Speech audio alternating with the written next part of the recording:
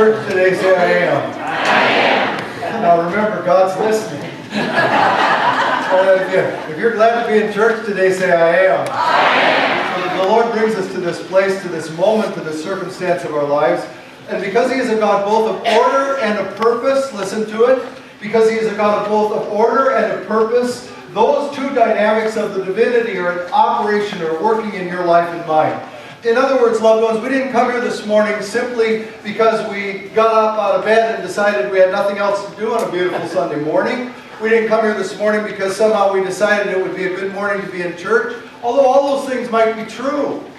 We are here first and foremost as His people, as His beloved ones, because out of His purpose and His will for us, He desired and deigned and then set in motion that we would be in His house today to hear Him speak to us. Say amen. Amen. So this morning, like every other Sunday morning that comes along in your life and mine, we make a choice, you and I do, especially as adult Christians. Now I want to speak to you as adults in particular. Some of you who are tag-alongs, you're teenagers or elementary age kids, and so you're here this morning because your parents brought you. I want you to just hang on. We're going to come back to you. But adults, Christians, I want you to hear this. Every week, it's a choice we make, you and I, to come to the gathering or not.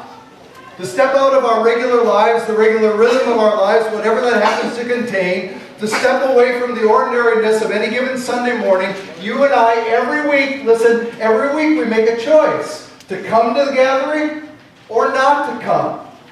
And that choice in your life and mine, hear me this morning, that choice is affected by all kinds of things in our lives. Sometimes the impact of choosing not to come is wearing up against because we have to work or because we're tied up in something in life or something's going on with our children or there's sports or there's band or there's a sickness or there's something, there's all kinds of arbitrary things in the course of your life and mine that every week when you and I are making the decision, go into this deciding process.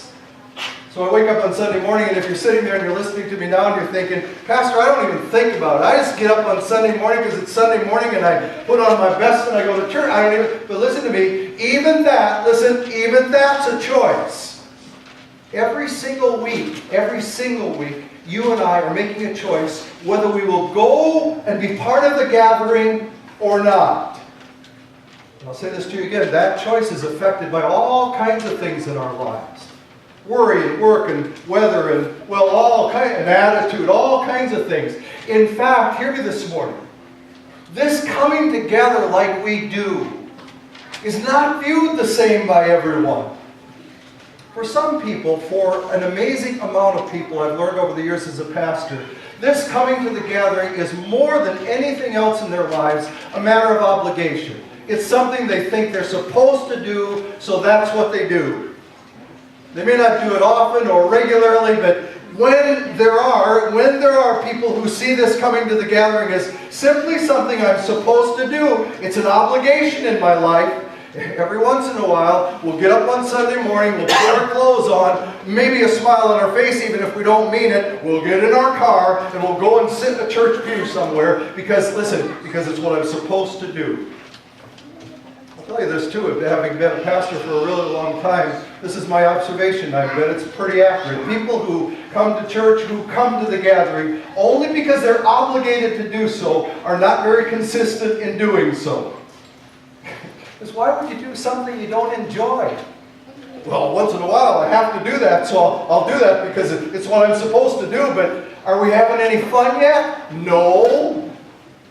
Gosh, when it's over, I'm so glad it's done. Man, that took a long time. Maybe next month I'll give it a try again. People who, listen, there are some people who do this simply out of obligation. If I have lanced your petard this morning, sit still. Amazingly, and I'll say this to you, it's an amazing thing. Increasingly more see it as absolutely unnecessary. You know, there is a movement in our culture and in the very fabric of our culture that is speaking to the church in this way. There are more and more people who say, I believe in God. I don't have to go to a church for that. I don't have to be in a formal worship service. I don't have to go to this thing on Sunday morning. I can believe in God all by myself. I don't need that in my life. Now, I want you to hear this. There is among the millennial generation and those younger than the millennial generation, college kids and high school kids and junior high kids who more and more this is becoming the very nature of how they think about this. I can listen to it. I can believe in God. I don't have to go to church for that. It might be a nice thing, but it's certainly not necessary. And so we think to ourselves, how do we respond to that? What do we say to that?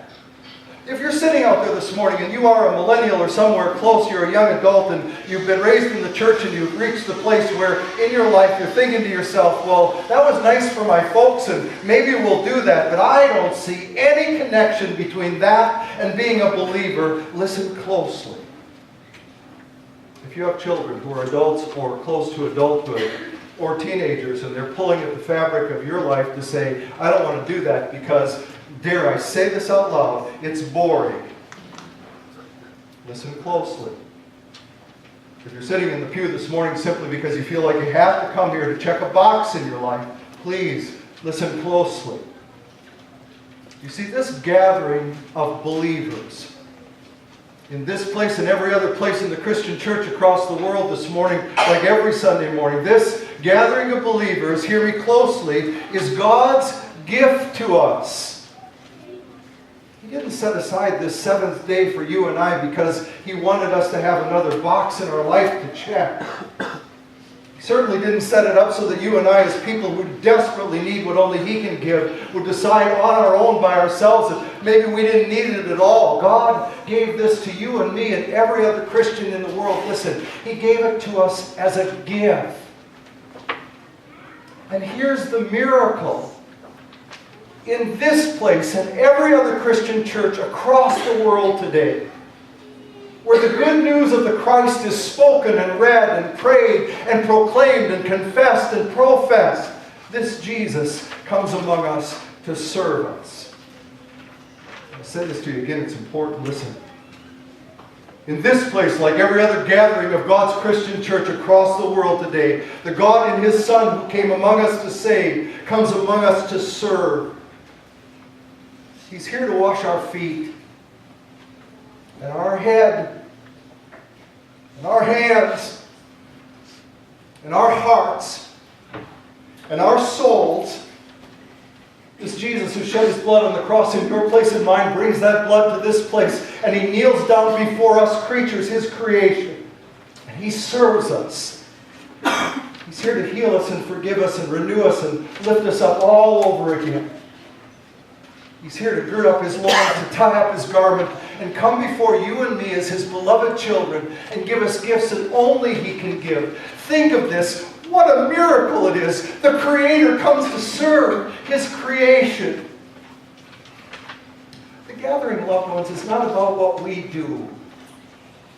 It's not about our voices or our will or our intent or our this or our that. This gathering is about, listen, it's about what God does.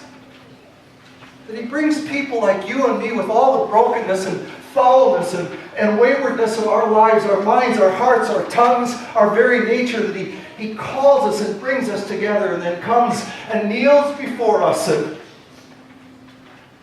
feeds us and loves us and restores us and lifts us up. And I submit to you today, and I want you to hear with your heart, that's a blessing every single one of us need. Starting with the preacher and down into every pew and every chair, every one of us need.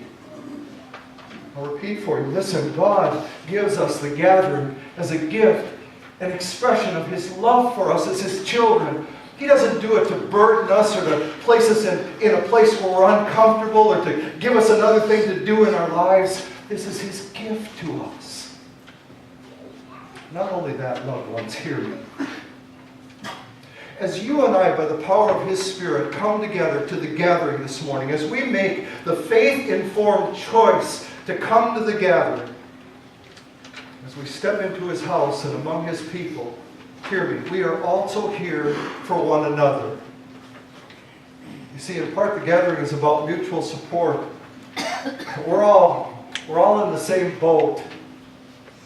And we all need a boat. We're all riding the same waves. We're all facing the same world. And every one of us in the course of our lives needs, and God knows this, and so He provides, needs the fellowship, the strength, the person, the presence of those brothers and sisters who are in the boat with us. So this morning we're together, not just to be together to fill up the pews and the chairs. We're together because God has brought us here, not just to lift us up, but so that we can, with our words and our deeds, with our actions and our intents, so that we can lift one another up. Okay, it sounds like this. How was your week? How you doing? You guys okay? Is there something I can do for you? Gosh, I'm glad to see you. You know I'm praying for you. I love you. I'm so glad you're here today. Gosh, I've missed you. Are you hearing that? Some of the why of us being together in this moment, in this house, in this place in our lives is so that by the power and the presence of the Christ we belong to, we would love one another, we would stand with one another, we would walk with one another, we would journey toward glory with one another. We're here for mutual support. And we're here, loved ones, to agree in prayer too. Did you know that? So pretty soon, a little while from now, we're going to do what we do every Sunday. Pastor's going to stand here and he's going to pray, and at the end of every petition he's going to say, Lord, in your mercy. Let's try it again. Lord, in your mercy. One more time. Lord, in your mercy. And you know, while that's going on, I know, because I'm just like you, some of you are going to be thinking about lunch or where you're going this afternoon or what's going on tomorrow. Because we're human beings, that happens. But I want you to know, listen, some of this coming together is we are going before the Father with the needs and longings and desires of those that are around us and those that are next to us, those that we love. And we are bringing to Him as a body of believers in agreement what we so much desire from Him. Today we will pray for those who are struggling through Hurricane Irma and recovering from Harvey. We'll pray for loved ones among us who are sick and need God's healing. We'll pray for those who are lonely and struggling. We'll pray that God would use us as His instruments. We will pray together as His people, agreeing before the Father that this is the cries of His people together, our tongues, our hearts, our lives. And I want you to know something. God honors that. If I have said once, Brad, look at me. I have said 1,000,000 times, I'm praying for you. You go around the church today and probably repeat that over and over again. I'm praying for you. Let me add a phrase this morning, because it's an important one. Listen. We're praying for you. Us, we are. We're praying that your life is good and that the Lord abides with you and that He's walking you through and curing your loneliness and helping you with your struggles and fixing your diseases and giving you strength and hope. We're praying for you. Such is the nature of God's people. Listen, that's all blessing too. Every week we make a choice, you and I. One that needs God's inspiration and the power of His grace. And so today, because it is His powerful work in our lives, today as we have made the choice, we praise God for moving inside of us and through us to be in this hour part of the gathering.